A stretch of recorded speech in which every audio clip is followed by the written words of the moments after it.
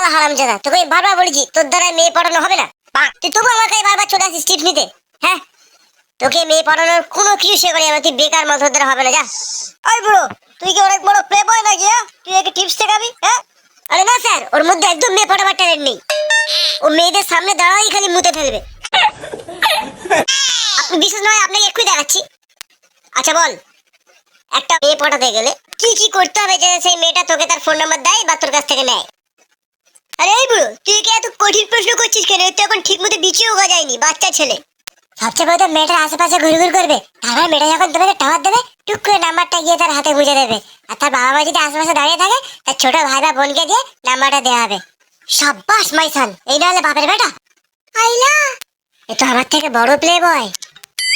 Play বয় না sir, বাপের বেটা। আমি এক বাপের বেটা, তোমার মতো দু বাপের না। আমি আর বাবার থেকে শিখেছি।